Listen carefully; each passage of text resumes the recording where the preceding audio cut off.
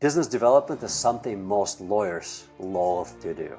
It's hard, can be unpleasant, you have to reach out, you have to stay in touch and do all of those things hoping to get referrals. But those who learn the formula for doing business development correctly can do so easily and just make a good habit out of it. Ben Paul from BD Ladder, which stands for Business Development Ladder, shared the formula for how to do business development simply and successfully so that you start having referrals pouring in for your professional content.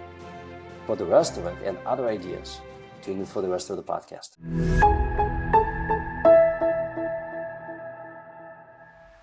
Hi there. I have a small but really meaningful favor to ask you. I watch at the stats on our YouTube channel and Spotify channel, wherever most people listen and watch our podcast, and I see that over 80% of everybody who listens to it regularly is not a subscriber. I'm asking you to subscribe to this channel, and the reason for that is my mission and the mission of my team is to help as many small law firm owners to learn how to transform their law firms into better businesses, and so they in turn enjoy better lives.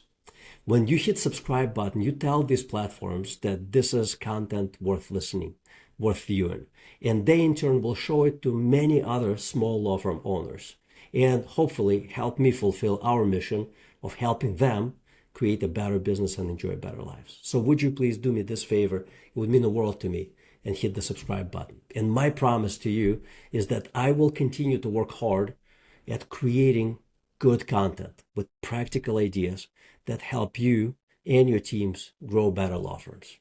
Thank you. Welcome to another great podcast of GLF. I have an amazing guest with me here today, Ben Paul, hailing from New Zealand, Auckland, New Zealand, if I'm not mistaken. Yep, that's where I'm based, although I'm originally from a small town called London. Very small town called London. Very small town. Where everything is very inexpensive in that really small town. One of the cheapest places on earth.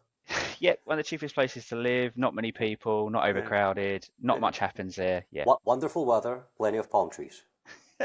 Yeah, well, hence the reason to move to Auckland. A little bit more palm trees, nicer weather. Yeah, absolutely.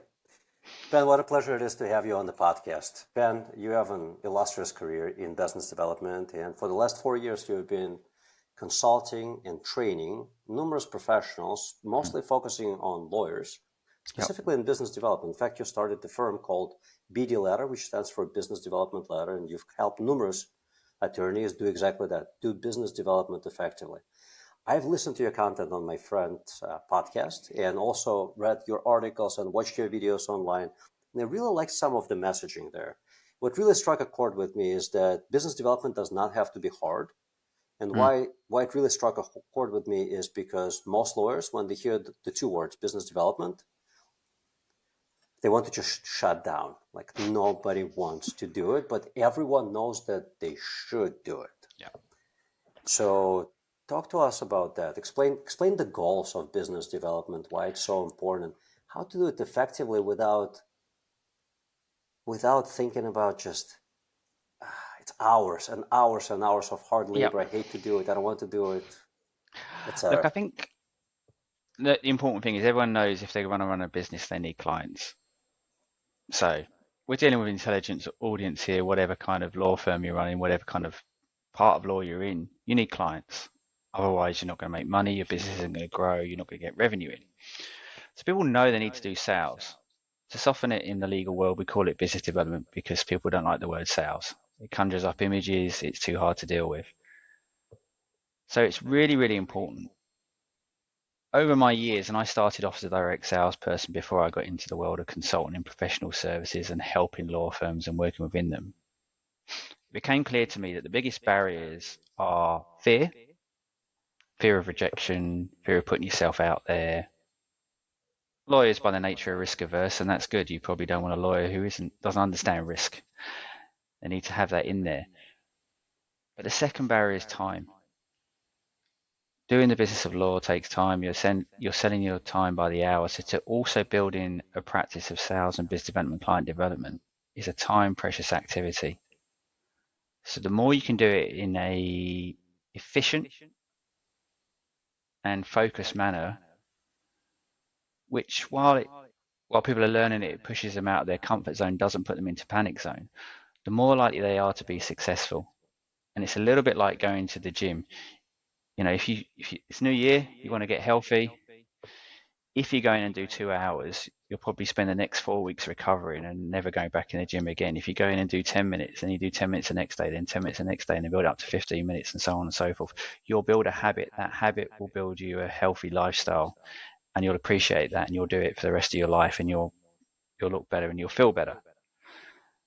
What some people do, and it's a real temptation, is to go, I need to do business development, start the year, I'm going to spend 4 hours planning, 6 hours of this, going into the actual activity of planning and over engineering it, overthinking it to a point where actually you need to start thinking, well, actually, who do I need to speak to? How am I going to speak to them? Can I do that now? Almost start getting into the habit and then build the plan around the time you have. So the name of your firm is Business Development Ladder. Yeah. Explain that methodology. I think it segues nicely into what you just said. Yeah, so when you come up with a name, you think about what's out there and what it is, but then you think about the ethos and what your passion is. And over the time working with it, I've actually believed that people work in 5% increments of improvement or steps of a ladder. So as we're teaching and coaching and facilitating people, we're looking for that 1 to 5% improvement every time, just to build something else in. So if they're not meeting with people, get them meeting with people. If they're not reaching out to contacts within the industry and looking for those referrals, find them ways to start doing that. Build their confidence, build that plan. And then when we work through it, we actually build a ladder of a plan for them. And a business development plan is key. I sort of joked at the start there that you can kind of get straight into it without a plan. But we do this in the training room, and it fascinates me. We have all different types of lawyers, from big law firms, medium size, even some solo people in there as well. We say, how much time a week will you dedicate to doing business development? Not the meeting of people, not the actual when you're out there, but the stuff of planning, getting those meetings, making those introductions, whatever it might be, working your referrals, getting contacts.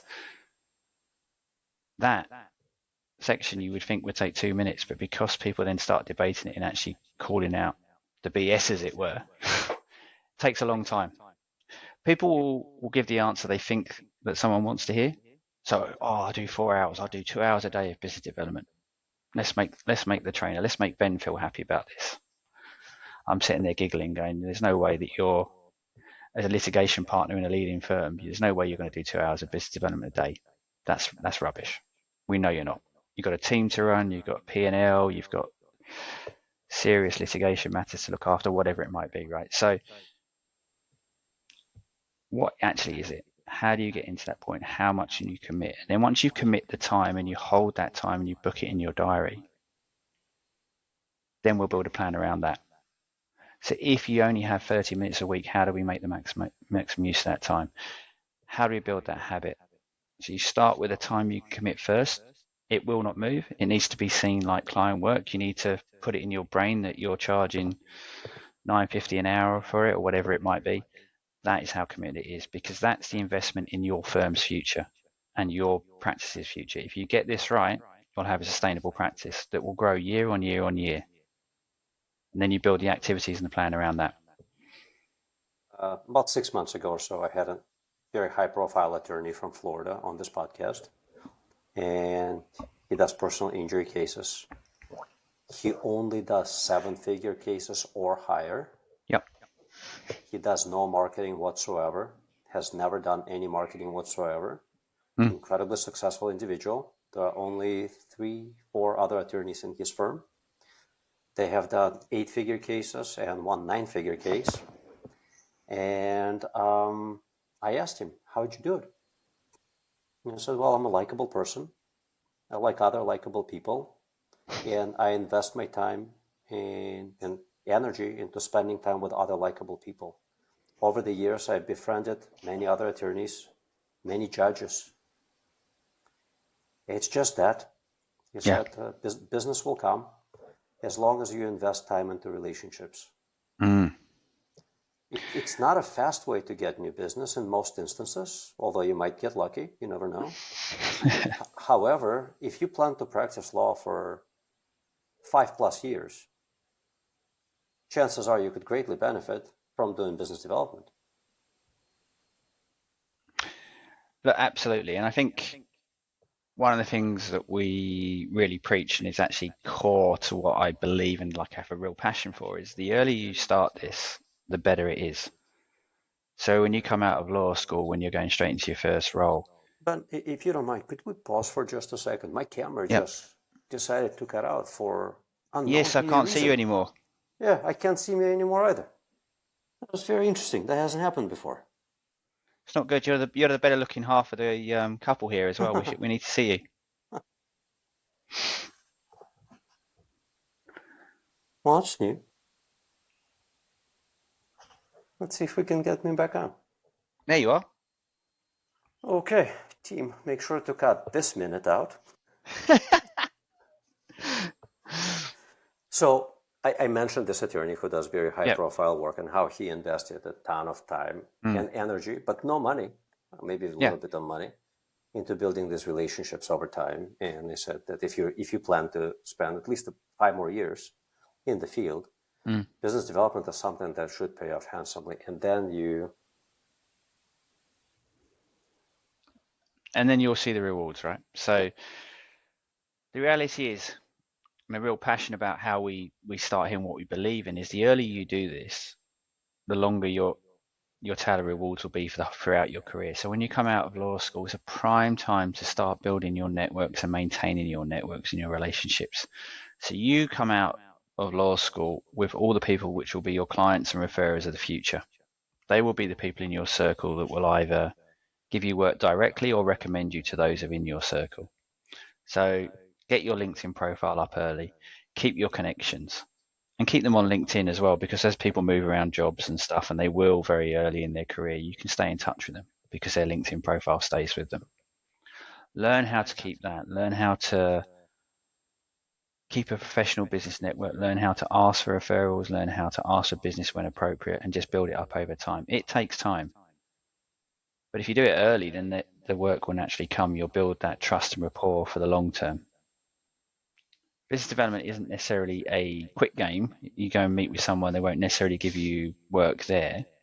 But what's interesting about the story you just told there is the person has the right focus. So they're meeting someone, they're talking to them, they're focused on building a relationship, learning from each other, sharing stories. They're not focused on getting work in that meeting. And that's the difference, because they're the sort of people that when we need help, we understand what they do and how they can help us, will naturally gravitate towards, rather than someone who's kind of begging and asking. So focus on the relationship, not focus on getting a deal done. The deals will naturally fall into place. And then you build a reputation for doing a certain type of work. So if you're in that high ticket stuff, then people will know you're the person to go to when you really need that high ticket piece of work. To emphasize something that you said, it's that you want to start doing business development early. It's almost like exercising or investing. The earlier you start, the more you're going to accumulate, or the better results you're going to get. Yeah, and look, it's fascinating. You look at the medium size and the big law firms out there, you become an expert in law. Top of your tree, you then become a partner, a leader in the firm, tasked with going out and getting new clients, or tasked with building a book of work. And if that's the first time you're introduced to sales or business development, wow, that's scary. You got to pick up these skills now at a moment when you feel like you're at the top of your game and actually you now know nothing and you've got to start from scratch. That's hard. That's really hard. And people do it and they get over it. It takes a longer period of time with someone like myself or your friend Steve over there in Chicago, and we sit down with them, we coach them through it. It's a longer period of time, so that if you do it all the way, it becomes inbuilt into what you do. You naturally become it. You're naturally building those Rainmaker habits early, so it's not hard to embed that in. So the more investment that firms and people put into the early part of the career, the more it pays off later. The stronger they are, the stronger the return on the investment in the long term. I like that you brought up the word Rainmaker, because I always think about attorneys, law firm owners, in three categories. You can practice law, and that's what most attorneys do. Yeah. You can be a rainmaker, and rainmakers usually practice law very little or almost none at all. And the reason for that is the yield on the hour of practicing law, the dollars per hour that you're going to make practicing law, is substantially lower than what you make as a rainmaker, going out there, meeting people, becoming friends with people who will send you business, and then you pass it down to your subordinates to actually practice law. Whereas I've seen a natural ceiling based on numerous conversations with many attorneys, many law firm owners. There's a natural ceiling for most attorneys, $400,000 US, 450. It is very rare that a practicing attorney is going to make more than that. Does it happen? Sure. It's a very, very small percentage. Then there are rainmakers who, once they become effective, they can make seven figures, low seven figures, but they can make. And then there is the top tier, which is an effective CEO of a law firm that you own. And you can easily roll seven figures very consistently. And you don't practice law at all. But being a rainmaker is infinitely more profitable than being a practicing attorney. And it's an easier job. But it takes a while to get into that job. Yeah, but it also takes the courage and ability to learn new skills outside of what you've learned at university. So it's about having that courage to go, actually, I want this in the future career. I want to be able to walk into a room and build relationships with anyone I might meet. So to strike up a conversation, to be able to have a reason to stay in touch with them over the next 5 years, 10 years, whatever it might be able to reach out, pick up the phone, be able to build those relationships that matter, be able to identify them and find a reason for them to stay in touch with me. So that's a skill that needs to be developed over time. And look, we say conversations, but actually increasingly, you'll be more aware of this than me. Those conversations can happen on any kind of format. They're going to happen on messaging, digital platforms, social media. Where it happens is almost irrelevant. The idea of it all happened to be in a networking event, formal suits, having a nice drink. They're gone. And as the next generations come up, as I see from my kids, they can all sit in a room and they can be chatting to each other on their phones and they're having a great conversation, but no one's verbally saying anything. Doesn't matter. What matters is what's said and how the relationship's built. The medium is kind of irrelevant. It's having that skill to be able to talk to someone. Also, you have to do that volume. Like you cannot focus on one or two people and hope that that's going to be it for you. No, absolutely. It's like any business model, right? If 80% of your work comes from two of your clients, then you're always at risk. Always at risk. Client goes bust, client gets taken over, your key relationship contact leaves. If you've only got two contacts giving you work, hopefully nothing bad happens to them, but they might just leave, they might retire, whatever it might be. Then you're down to one, and so on and so forth. Liking you for some reason. Sorry? Or they may stop liking you for some reason. There's a great political division in the US here. You post something that they do not agree with on Facebook. Yes. And that's that. I'm glad you brought that up, and it's obviously fun times over there. I've just finished binge watching the Netflix series Diplomat, so all these political things go on. But and look, we advise clients to kind of steer clear of those political conversations and certainly don't post them on LinkedIn as much as possible, right? Particularly when people have strong views. They'll go one side or the other, right? And things can change in an instant. Here is really interesting in this part of the world in New Zealand, Australia, because we, a lot of you can have clients, they can be multinational clients, but decisions are made overseas. So you might have a fantastic relationship locally, but if you're working with a blue chip client, if decisions made in the US or decisions made in London and they're told to use another law firm or someone else, doesn't matter how good your relationship is, that's done. And that's the same with any time you work in any kind of blue chip environment or your client has layers of contacts. They can change, people can move, and also the person above can push down and say, actually, I want you to use someone else for whatever reason it might be. And if your relationship is only about the work that you do, so they see you as a service provider, not as a trusted partner, for want of a better term, then someone else can always come in and offer them something different or build a better relationship. So having too few relationships is a risk, and having relationships that are only based around the work you do is also a risk. Sure.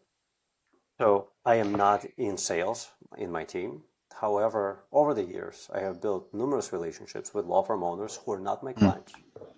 I have no expectation of them becoming my client, but over the years, every once so often, usually at least 4 to 5 times per year, I will send them something that is of value to them. I don't send them blog posts. I do not want to bug them down with those. If the topic was important to them, they could easily find it today. So I don't want to distract them with them, but I send them something of value, like I spot something about, because marketing is what my company does. I spot something in their marketing that could be better. And I'll be like, tell your marketing team that this shit sucks and here's why. And it's costing you money because you're running this ad. And they're like, thanks, Sasha. Right? And I'll just do it once in a while, and I'll like their post because I am genuinely interested in their business. I usually learn about their business, how they started it, about their families, etc. So I'll like and comment at their post. Not because I'm expecting something. I don't. But I know that over time, they start liking my posts. And following my stuff. And one day I may go out for a drink with them or dinner, maybe. And we talk about this and that. And one of those guys, he and I have been connected for years now. He hasn't hired me. Fired his previous marketing company. Hired another one. I have no idea why. They're not doing so hot for him. But I'm like, for once in a while, his name is John. I'll be like, hey, John, what you did that for?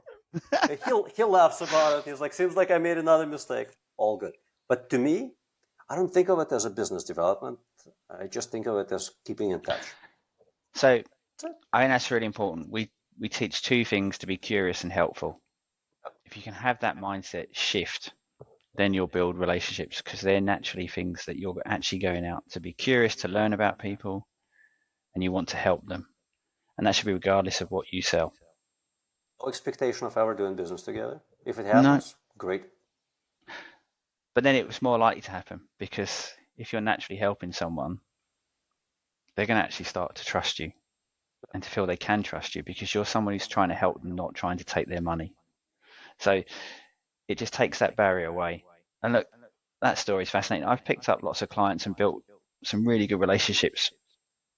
When I'm on LinkedIn and I see something and someone's put a typo in, I won't scroll past. I'll just message them, and it'll be really simple. Like, hey, look, we all do this. I've done this myself. I just want to give you a heads up. There's a typo there. It's pretty obvious. It's a great post, by the way, but you just want to fix that.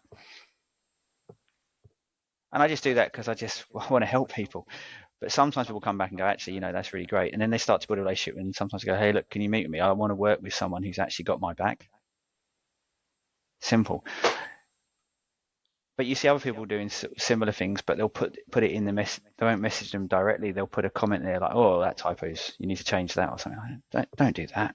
Don't score points off people. No one likes that. And everyone's looking at you now going, oh, I wouldn't work with that person. So how you carry yourself on these platforms is really, really important.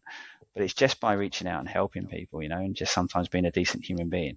So you can do it with your friends. You can do it with someone who you connect with and say, actually, do you know what?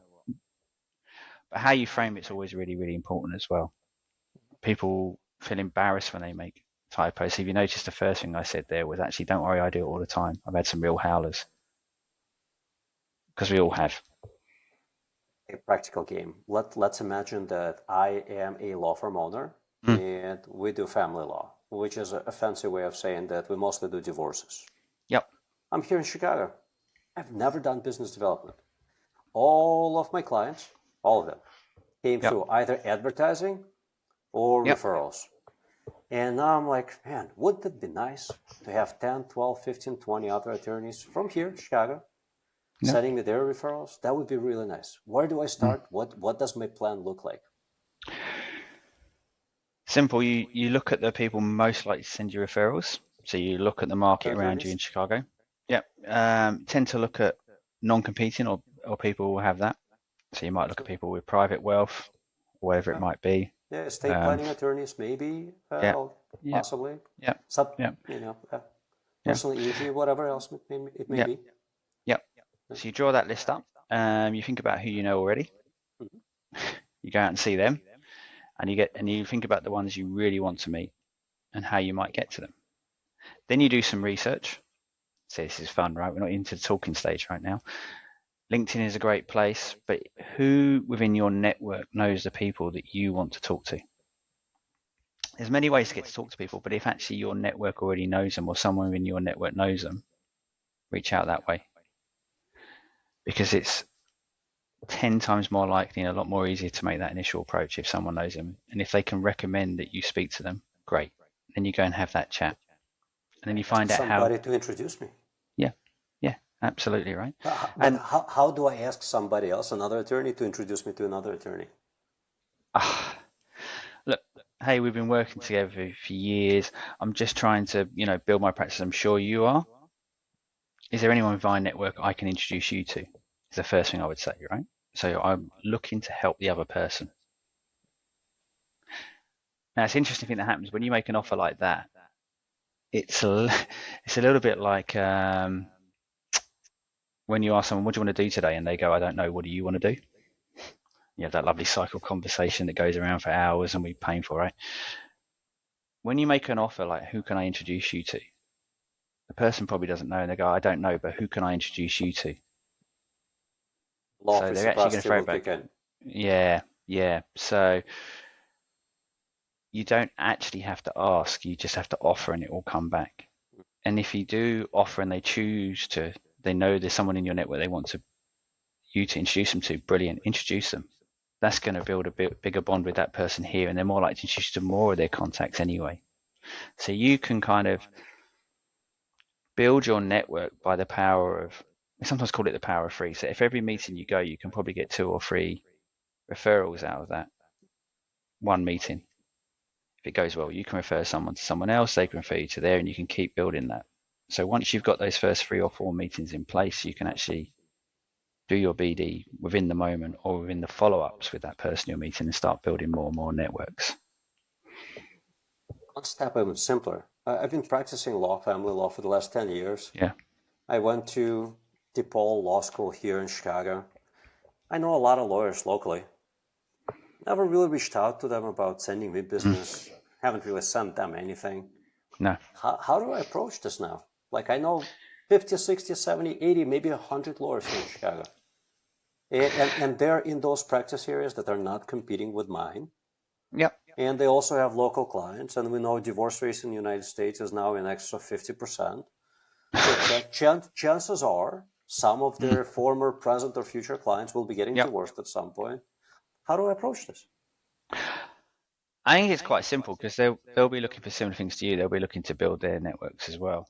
And if you have a relationship with them and you know them from the past, people like to catch up. It's like why Friends Reunited initially kicked in and why Facebook became successful. People were curious. Hey, it's been a while since we've last spoke. Love to catch up, tell you a little about where I'm doing and where my future's gone since we graduated. Love to hear about what you're doing and what you're up to. Let's grab a quick coffee and maybe we can discuss some synergies and how we might work together in the future. Simple as that. Out you go. Most people will take that meeting. And when you're in the meetings about having conversations, finding out how you can help them, being curious about what they're doing, and then they're naturally going to find out how they can help you and help you build those networks forward. People would rather refer work to people they know than people they don't know. Sure. Because it reflects on them. Every referral you make, you want it to be a good one. I sometimes feel that really good rainmakers and really good operatives put as much emphasis on who they refer work to as to the work they actually do, because it's so as valuable to the client, because that's still work being done to the client and the person you want to build a relationship with. What do I overcome when I approach these people and go for coffees and lunches and maybe swing the golf clubs with them? How do I overcome when they say, oh yeah, that's great to know, but in the back of their mind, but how do you refer my business to Peter over there? Is that overcoming that? Should I be overcoming that? Is that wrong? Or is it just a numbers game? I think there's a little bit of it being how you frame the conversation, building the rapport over time, giving a reason to stay in touch as well. So there's lots of things that people are looking for. You go to a meeting, you might not necessarily get a referral out of it, but a reason to stay in touch, a reason to keep interested in, right? I mean, you touched upon it earlier, like when you're working with someone, if you know what they're interested in, if you see a report or you see something out there that's going to be of interest to them, send it to them. You know, hey, look, seen this law change here, or this is happening in your sector. You're probably aware of it, but I just want to send it to you just in case, right? Reasons to stay in touch with that person, right? Reasons to build that rapport. Invite them to events if you have them. Look for those shared synergies. But one of the mistakes that people make is once they've got that coffee booked in, they're kind of almost afraid to send an agenda. So then it does become one of those conversations where you just talk about how the Chicago Bulls are doing or how the kids are doing at school. And all that stuff's kind of interesting, but it actually doesn't build a business relationship long term. So you might say, look, hey, thanks for meeting me and looking forward to chatting to you. And just to remind you, what we really want to talk about is, you know, what you're doing, where you're at and what referrals you're looking for. I'll share about what we're doing and the types of referrals we're looking for. And hopefully at the end of it, we can kind of have our conversation. We can understand what we're both trying to achieve and how we can help each other in the future. That changes your conversation dynamic straight away, right?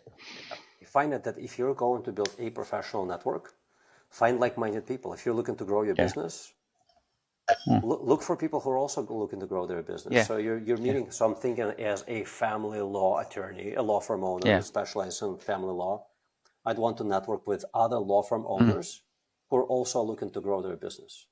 Yeah. Like, hey, Peter, how's business? We just wrapped up. We're recording this early January 2025. I'm like, how was business last year? Yeah. Better than 23? Same? So much better. 20%. Do share. How'd you do it? 20% is really impressive for a law firm. Law firms grow at a rate of 4.3% a year on average. So I'm like, how'd you do it? Wow, cool. I got to learn from you. And then I think that gives you an opportunity to follow up with them on some growth ideas because, look, I'm always learning about how to grow my business. Right? And go ahead. Absolutely. Just finding those touch points to stay in touch in a meaningful way, right? Yeah. And the second thing that people don't do is, you know, if they do send someone a referral, they don't remind them or follow up on that referral. If I sent you that referral, how did it go? That's good to ask. It's a referral you sent them, but also, you know, how did it go? Is that the right type of referral? Is that what you're looking for? Do you want me to send more of those for you as they come across? Or have I got it wrong? Great questions. Got the referral.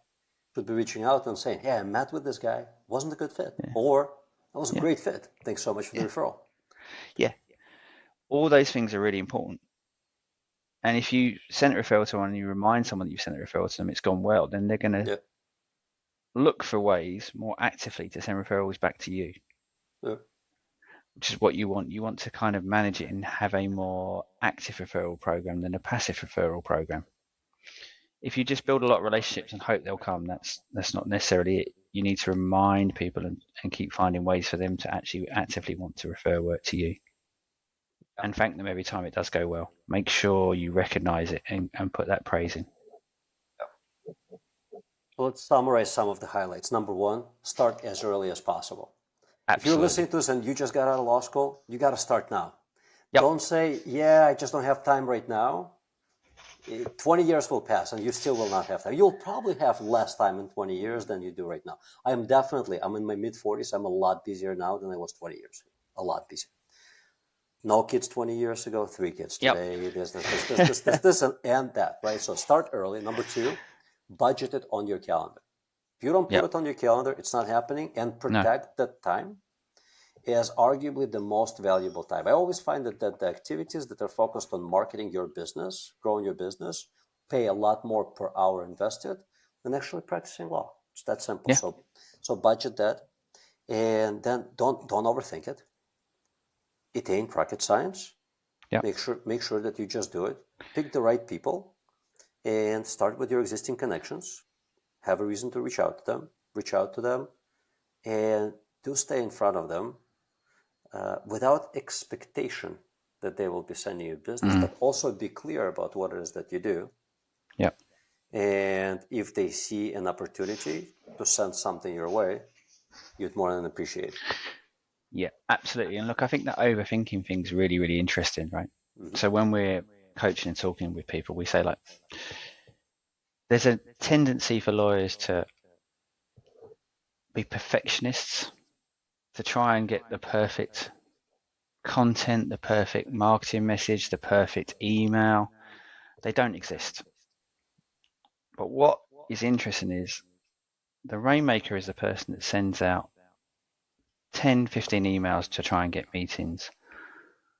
The unsuccessful Rainmaker is the one who has that one email to that one ideal client that's been sat in their inbox in draft for the last 6 months and never been sent. Action beats perfection every time.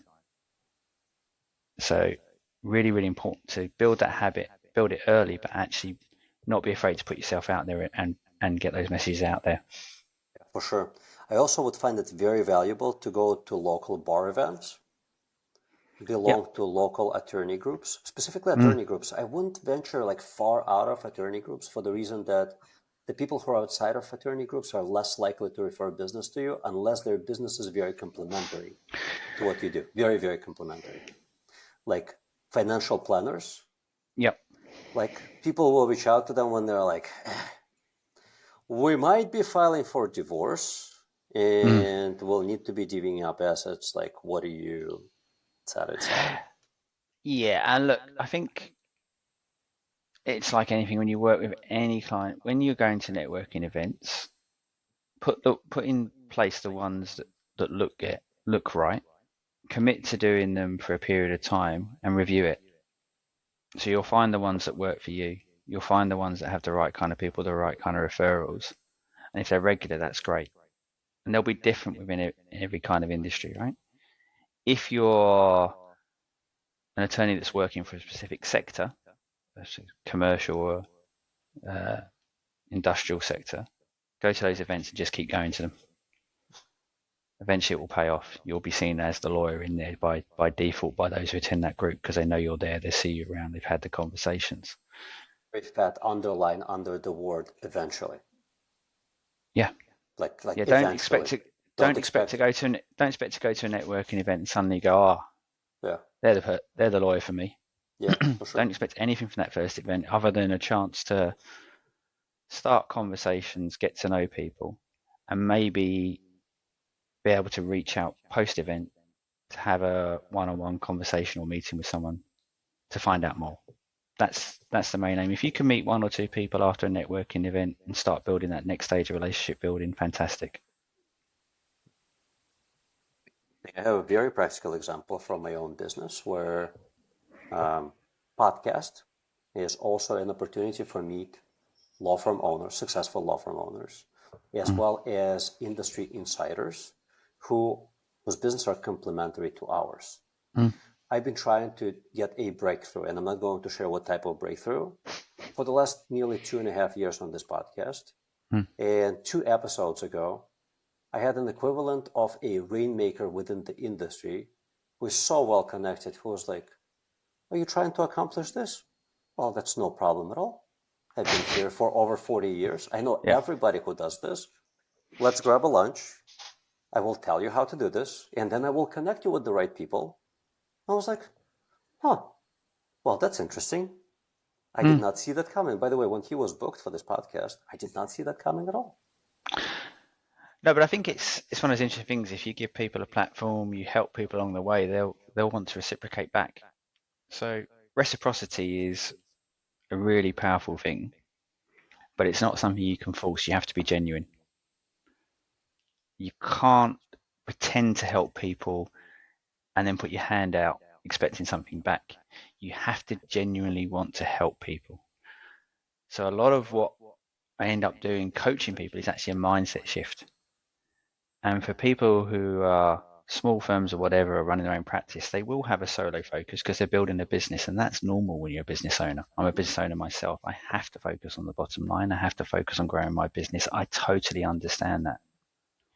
However, if I want to be successful in the long term, we've been here 4 years now, I need to focus on long-term relationships and just helping people and relying on serendipity, and one day it will come back. Because if I don't genuinely want to help people, what's the point? And they'll see through it. You'll look like a salesperson. Powerful. Ben, if people want to reach out to you, and you are approximately 18 time zones away from Chicago, Yep. from Midwest, approximately 17 time zones away from New York, and it's actually very easy to connect. So we're recording this. This is 4 p.m. my time and approximately 11 a.m. your time, right? Yep. So Yeah. if most of the folks who watch or listen to this podcast are based in the United States, very convenient to connect with you because Yep. of the time difference is huge, but it's also very narrow. Yeah. How would they connect with you?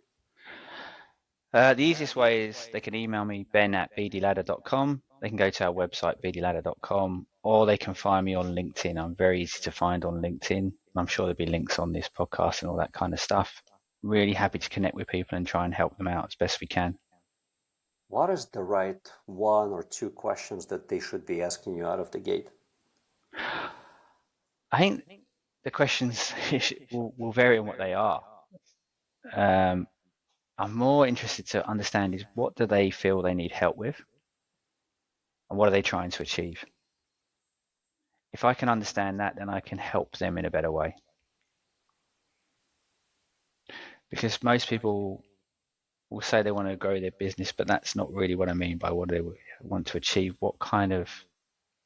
What's their vision for 3 years' time? Where do they want their firm to be? Where do they want themselves to be?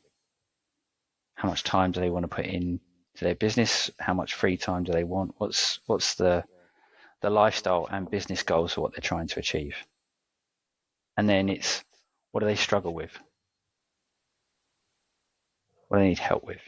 And it differs from person. Some people are brilliant at kind of making those initial meetings. They'll do a BD plan, they'll go out and meet 25, 30 people in the first 2 months. They'll never see them again until next year when they do the whole process again. So it's obvious that their follow-up and their reason to stay in touch is really, really poor. Some people really struggle to get those initial meetings off the ground, but once they do, they can actually work that and farm it really, really well. So everything is slightly different. And some people are great at appearing on podcasts and doing the whole speaking circuit and building their profile. Some people are really good digitally and at content. And then we build that plan. And as you alluded to before we started recording, there's lots of material they can have a look at and see how we can help. You focusing on our YouTube channel and our content on BD in 18 minutes, which is deliberately picked around 3 incremental billing units for lawyers, but also just shows how much you can do in just 18 minutes a day across the full range of BD activities if you choose to plan it. So have a look at that, and then reach out to me, and more than happy to have those conversations. As you know, I work internationally, having been in London now, work in New Zealand. We also work in Australia and lots of other different regions. But it's on me to help people have that confidence is what we really build. Simple steps of that is to get them there. Simple coaching along the way, simple processes, simple things they can understand. And as you'll know from the last podcast we did with your friend Steve, we're also moving into that world of AI and how they can utilize the tools that are out there to speed up their process and streamline it while still remaining genuine and authentic and keeping their own voice. Yeah, absolutely. And that's a whole separate subject. I love it. I also just thought about it. You just said, so 18 minutes per day times 5 days a week gives you approximately 90 minutes. Actually, not approximately, exactly 90 minutes per week. Yep. So an hour and a half. And a game of soccer, as I'm very fond of. A game of soccer, sure. Yeah. So 90 minutes per week times 48 weeks, give or take. So I'm going to approximate that now. You're looking at approximately 72 hours per year. Yeah. For most of you who are listening, watching this, reading this, this is approximately 72 hours more than you did last year. Yep. That investment will definitely pay off. But here's the really scary part, right? If you only did 4 days a week,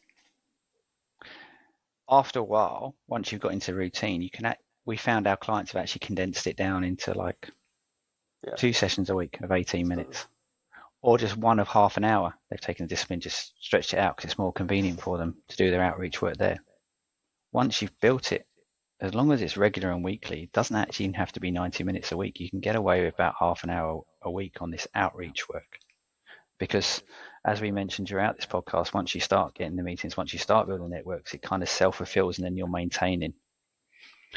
You've, like anything, you've got to put a little bit more effort in up front, and then it maintains. But again, for a lot of people that we work with, half an hour focused on building your pipeline, building those relationships, doing their outreach work, maintaining contacts.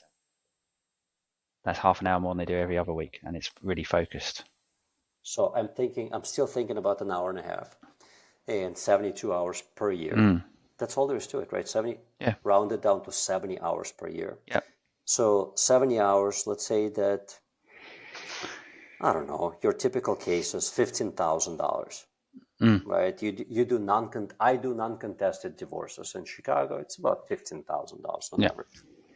So how many of those could I expect to start getting within a year or two from all the relationships that I built by just investing 72 hours per year? Oh, I don't have the number, but let's say it's only 10 per year. Just 10. Fewer than one successful referral per month. yeah. Only $150,000 for 70-hour investment? It's not bad. That's not bad. That is not bad. No. If you value your time at $300 an hour, 300 times 70 hours, that's 21,000. For that investment, you get $150,000 in gross revenue back. A no-brainer. A no-brainer. So and the best thing is once you built the habit, it becomes a habit. It becomes sustainable. The work keeps coming. You never have to stress. Yeah. Your growth is sustainable. Your revenue is sustainable. You're relaxed and happy because you have the ability to make decisions, because that's what cash flow gives you as any business owner. It gives you power and confidence. The other aspect to it is that once you as a business owner become very comfortable and confident in business development, you can and absolutely should, almost must, teach it to your associates and partners, because your law firm will be so much more valuable once it does not depend on your efforts and your efforts alone. And therein lies there lies a problem for any consultancy or law firm, right? If you rely too much on one or two people to bring the work in, you have a business that will sustain your income, but is of no value to anyone else to purchase or buy or join in, or whatever your exit strategy is. So you have to keep building more and more people into it to widen the network of contacts and the book of work. So, Ben, Paul, wonderful insights. Thank you so much for sharing them with the audience. Enjoyed it, Sasha. Thank you very much for inviting me. Yeah, great to have you on the podcast.